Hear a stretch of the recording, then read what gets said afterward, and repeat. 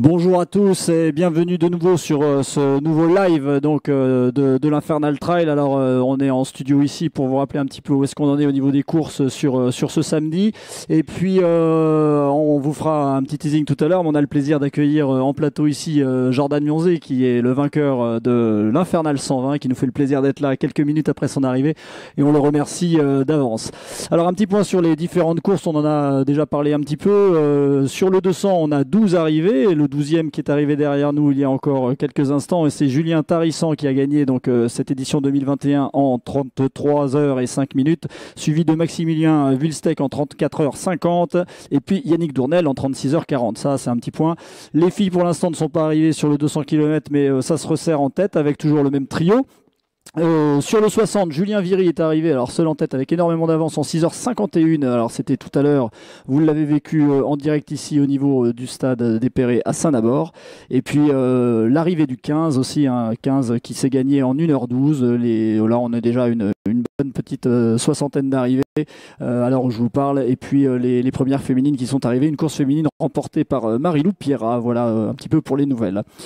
Alors, on est du coup très content de vous accueillir, et vous le savez un petit peu dans ces lives qu'on vous présente, on fait l'effort de vous présenter quelques petites vidéos, quelques petites interviews. On va commencer tout de suite avec une vidéo du col des Haies pour que tout le monde puisse saisir un petit peu l'ambiance de ce qui se passe en dehors des courses et en dehors de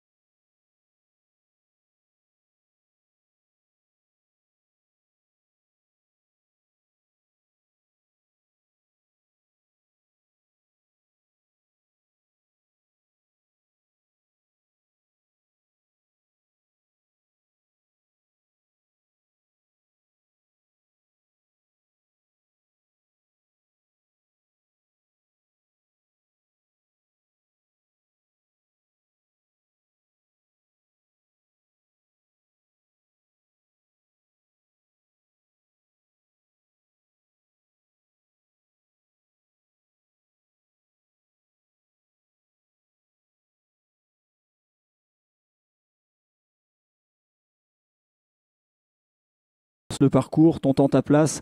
On a pu t'avoir tout à l'heure sous l'arche d'arrivée. Explique-nous un petit peu ton sentiment là, quelques minutes après ta performance. Alors je changerai pas de discours comparé à tout à l'heure où je cherchais pas de temps particulier. Voilà, je cherchais à prendre plaisir, j'ai fait ma course comme je la sentais. Je dirais plus mon aventure comme je la sentais. Et c'était vraiment cool avec ce brouillard, cette pluie, c'était mystique d'un côté, et puis ensuite le soleil qui arrivait. Voilà, donc il y avait un petit peu de tout pour enjailler cette journée. Enjaillé, ça me fait plaisir. Alors, c'était un départ à minuit. Pour nous, c'était une première. Des départs à minuit, je pense que tu en as déjà connu. Et donc, par rapport au parcours, la première nuit de course s'est passée comment? Est-ce que tu t'es senti bien dès le départ? Est-ce qu'il y a eu des petits moments où tu étais moins bien? J'ai entendu parler tout à l'heure d'une deuxième partie de course qui t'avait mieux convenu. Alors oui, effectivement, j'ai beaucoup de mal personnellement avec la nuit, il faut que je progresse là-dessus. Et actuellement, je pouvais pas m'entraîner en plus la nuit en Martinique pour cause de couvre-feu, de confinement. Donc je me suis adapté, j'ai adapté mon allure, j'ai été prudent sur le départ et surtout adapté mon alimentation à ça. Ouais, donc l'alimentation que tu as pu adapter, tu as trouvé tout ce que tu voulais sur les bases de vie. Tu nous as dit tout à l'heure, les bénévoles, c'est super. Et puis les accompagnateurs aussi, puisque on sait que tu n'es pas tout seul quand tu cours, tu as une équipe autour de toi. Donc oui, tu as trouvé tout ce que tu voulais. Tu as trouvé tout ce que tu voulais sur les bases de vie, les ravitaillements, ça s'est passé comme tu voulais? Tout ce que je voulais, de la joie, du bonheur et de l'échange. Donc au final, sur les ravitaux, au-delà de, je pense qu'au-delà de l'alimentation, de l'hydratation, c'est quand même de la convivialité qu'on va chercher. Et c'est vrai que elle est bien présente et c'est pour ça que je reviens. Alors, on t'avait vu sur 60, tu t'étais lancé ton petit défi sur le 120, donc manifestement, on peut que te féliciter de l'avoir réussi. Cette distance-là de 120, on va dire autour des 100, c'est quelque chose qui t'attire de plus en plus, ou est-ce que à terme tu veux aller chercher encore plus loin, ou pour l'instant c'est pas forcément quelque chose qui t'attire? Explique-nous peut-être aussi pour les gens qui nous écoutent et qui sont dehors, comment on fait pour passer de 30 à 60 à 120, des distances qui peuvent paraître hallucinantes peut-être pour certains coureurs. Même on est en train de voir l'arrivée du 15, une espèce de porte d'entrée vers les épreuves de l'Infernal ou du trail en général. Comment à un moment on switch pour passer, on se dit allez hop, ça y est, les 100 bornes c'est pour moi, je suis parti là-dessus? Alors je pense que c'est propre à chacun, chacun va aller trouver son plaisir où il le souhaite. C'est vrai que sur un 15, l'allure va être différente, l'effort va être différent. C'est voilà, chacun son plaisir, chacun va aller chercher son défi personnel. C'est ma façon de voir les choses en tout cas. Moi je décide de faire du long parce que ça permet de préparer le corps, le mental à aller découvrir la nature justement sans que le corps et le mental soient un frein. Ouais, alors, et par rapport à tes massifs de prédilection dans lesquels tu t'entraînes, le massif vosgien, c'est quelque chose qui te convient, que tu reviennes nous voir à chaque fois? Oui, très joli. Ce que je disais tout à l'heure, là, les rivières, les cascades, tout ça en deuxième partie de course, c'était magnifique. Voilà. Et puis ce côté mystique, brouillard là en fin de nuit, début de matinée, où on voyait pas à 2 mètres. Voilà, c'était dur, mais j'aime ça, quoi. C'était une très très belle aventure. Donc oui, effectivement, j'aime le massif vosgien. Donc ça veut dire que là, on peut déjà pratiquement dire que tu reviens nous voir l'année prochaine? Ça, je peux pas dire encore puisque faut que je planifie tout ça. Mais bon, pourquoi pas. En tout cas, si je viens, ce sera avec grand plaisir. Eh ben, en tout cas, si tu viens, nous, on sera ravis de t'accueillir parce qu'à chaque fois, c'est un vrai bonheur. Dans le jargon, un petit peu ici, dans les studios, on parle de respiration de temps en temps. Mais en tout cas, toi, c'est une vraie fraîcheur, une vraie respiration. On va te remercier encore une fois d'être venu partager ton expérience. Et puis, ma foi, un grand merci pour ton état d'esprit. On sait que énormément de trailers sont dans cet état d'esprit, même s'ils n'ont pas forcément tes performances. Mais ça prouve aussi qu'on peut allier la performance et l'idée qu'on se fait de la course nature. Merci à vous et bravo à toutes et à tous, peu importe la course que les personnes ont faite, bravo. Eh bien, on te remercie et puis on va te laisser te reposer tranquillement. Donc on attend le deuxième du 120, Guillaume Prévost qui arrive. Eh ben alors on va laisser Jordan aller accueillir Guillaume Prévost. Alors là c'est vraiment pour le coup, c'est vraiment du direct. En tout cas, merci à toi Jordan pour ta disponibilité et puis félicitations encore pour cette course. Alors, on enchaîne, en attendant peut-être que Guillaume fasse une arrivée en direct, on enchaîne avec une petite vidéo. Cette vidéo, vous allez voir, c'est une vidéo de préparation sur le 60 km, un sujet qui vous a été proposé par les services techniques autour de moi.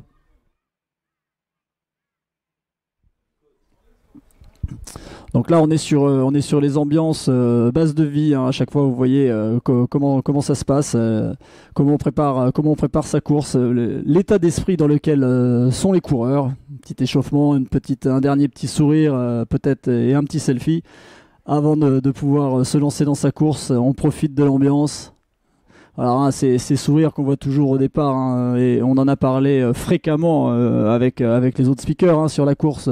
L'intérêt pour nous et l'intérêt pour vous, c'est d'avoir à peu près les mêmes sourires à l'arrivée. Alors quelques petites cernes supplémentaires, les traits peut-être un peu tirés, un peu de boue sur la chaussure, mais la plupart du temps, on arrive à avoir des choses très très très sympas.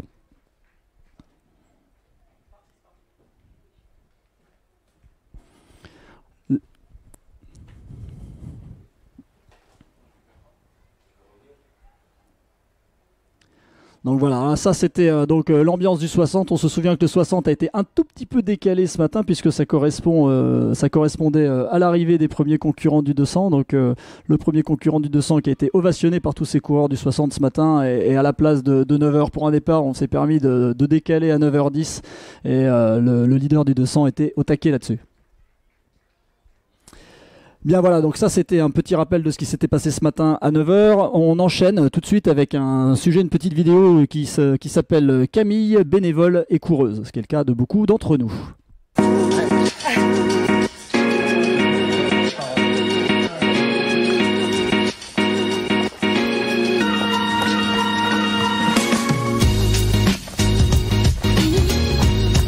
Tout à l'heure j'étais au pass sanitaire, vérification des passes et puis bah là du coup buvette jusque ce soir. C'est ça qui est marrant de changer de poste et de voir plein de monde différents.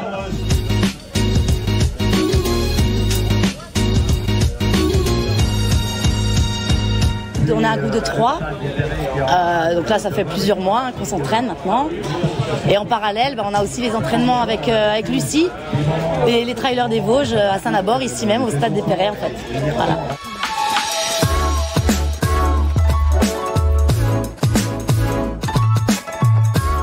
Toujours une bonne ambiance, on rigole bien, on en chie. Donc rien de tel que les Vosges pour s'entraîner, on se motive entre nous, ouais, c'est vraiment sympa.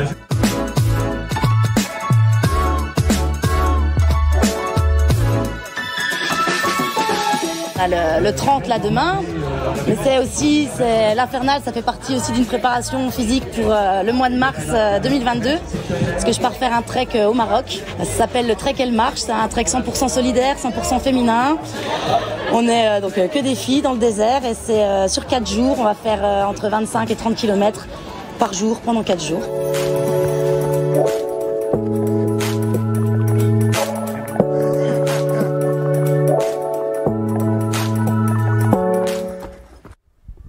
Voilà, alors après ce magnifique reportage donc, de Camille, bénévole et coureuse, on est de retour en plateau ici et on a le plaisir d'accueillir Warren Almain. Alors Warren Almain qui est le directeur régional de Randstad, de nos partenaires sur cette édition 2021 de l'Infernal. Alors Warren, première question pour quelqu'un avec vos responsabilités. Sinon l'intérêt, à quel titre vous êtes content d'être partenaire d'un événement sportif de ce type-là ?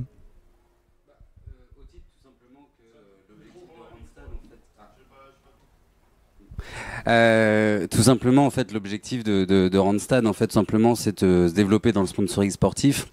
Dans un premier temps, et l'objectif en fait et l'intérêt qu'il y a et pourquoi on l'a fait, c'est simplement moi déjà premièrement je suis passionné de trail et je suis coureur et l'idée c'était de soutenir un événement local et qui est aussi un des plus gros événements au niveau du trail dans le Grand Est.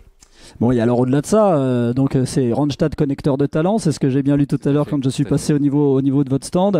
Des talents ici, il y en a des différents. Et alors donc par rapport à ce que vous proposez ici dans le cadre de votre partenariat, concrètement, quelles sont les petites actions que vous proposez ici? Parce que je sais qu'il y a on a eu un teasing tout à l'heure, une petite chose organisée. Ça commence aujourd'hui et ça se terminera demain aux alentours de 11h. Tout à fait. La première chose, c'était un stand où il y a l'ensemble des intervenants de Randstad qui peuvent répondre aux différentes questions en fait des talents qui sont présents aujourd'hui sur l'Infernal Trail.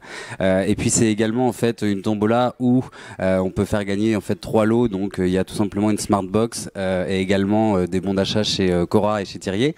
Et l'objectif justement, c'est que les personnes puissent venir participer à cette tombola et répondre. Et puis s'ils ont des questions ou déposer leur CV pour pouvoir trouver un emploi ou qu'on puisse répondre aux questions sur leur carrière. Donc un côté professionnel par rapport à la carrière de chacun d'entre nous ou de chacun des gens qui sont venus ici au niveau du stade. Et puis un petit jeu et le tirage au sort. Donc c'est demain, on s'était mis d'accord là-dessus. Ouais. Évidemment, c'est ouvert à tous les participants qui sont là, qui ont envie de participer à cette petite tombola. C'est ouvert, c'est gratuit, donc n'hésitez pas à passer au stand Randstad. On se fera un plaisir de vous accompagner pour remplir ce formulaire et pouvoir jouer. Et alors, Randstad, alors du coup, vous nous avez dit tout à l'heure que vous-même vous étiez un peu trailer de toute façon sportif, quoi qu'il en soit. Est-ce qu'on pourrait peut-être rêver d'une équipe Randstad sur un relais ou une équipe comme ça, par exemple pour l'année prochaine, c'est possible? Ou à moins que ce soit déjà fait et que je sois pas au courant? Alors, c'est déjà fait, donc il y a un relais qui sera présent demain donc sur l'IT30. Et puis l'idée justement dans le futur c'est qu'on puisse avoir encore plus que ce soit de clients ou de talents qui puissent courir. Donc on a également des clients qui nous ont fait le plaisir de venir aujourd'hui courir sur l'IT15. Donc je remercie également demain sur l'IT30. Donc oui, pourquoi pas de l'année prochaine renouveler ça avec encore plus de coureurs Randstad. Bon, ça c'est super, on va vous remercier d'être venu, puis remercier d'être partenaire parce que c'est vrai qu'on encourage souvent donc les coureurs. On a également une grosse pensée pour les bénévoles, mais on a également des partenaires qui nous permettent de fonctionner quel que soit le système de partenariat. Donc un grand merci à vous pour votre disponibilité et puis pour faire partie de l'événement. Ça fait partie que l'événement vit et qu'on arrive à le réorganiser d'une année sur l'autre. Un grand merci à vous. Merci et petit mot pour la fin. Je tiens déjà à féliciter l'organisation pour ce superbe événement dans un premier temps. Également les bénévoles qui font quelque chose de vraiment magnifique. C'est splendide. C'est la première fois que je viens et sincèrement bravo à tous. Sans qui on ne pourrait pas justement pouvoir courir. Donc merci et bravo à tous. Ouais, c'est vrai qu'effectivement, on en parle souvent, mais les bénévoles sont souvent à mettre à l'honneur. On ne les oublie jamais, mais à chaque fois qu'on en parle, c'est pas une redite et on pourrait en parler tout le temps. Sans eux, la course n'existe pas. Donc, un grand merci à vous. Et puis, alors nous ici en plateau, bien ma foi, il va me rester à vous rappeler que à 17h30, on aura la possibilité vous pourrez assister aux différentes remises de récompenses qui auront lieu en direct ici au niveau de la raquette à Saint-Nabord. Et puis, on me signale en même temps que le deuxième et le troisième du 120 donc sont arrivés. Tout à l'heure, Jordan allait accueillir le deuxième. Donc le podium est là. Héloïse Gélin, troisième, Héloïse Gélin à l'instant du 120, donc félicitations à eux. Il ne me reste plus qu'à vous laisser. Je vais redonner la parole donc à mes collègues qui sont sur le site. Ils vont pouvoir vous annoncer les arrivées et le nom du podium sur le 120 et puis vous confirmer les différents horaires pour les remises de récompenses. La prochaine fois qu'on aura des courses à lancer, ce sera demain 9h pour le 30 et puis 11h à Remiremont pour le départ de la 100%. Voilà, alors un grand merci à vous de votre attention et puis ma foi, bonne continuation sur les courses à tout le monde.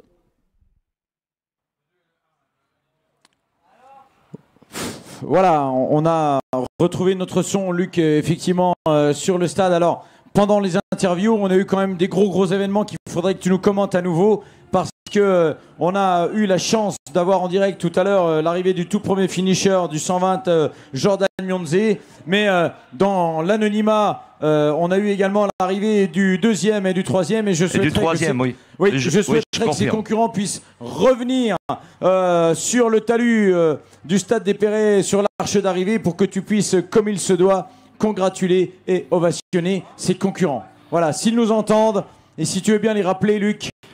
Eh bien, on a donc Héloïse Gélin qui est troisième au niveau du 120, qui est déjà sorti, je crois que malheureusement.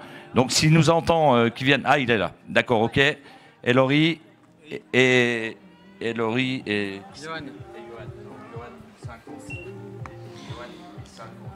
Et Guillaume Pruvot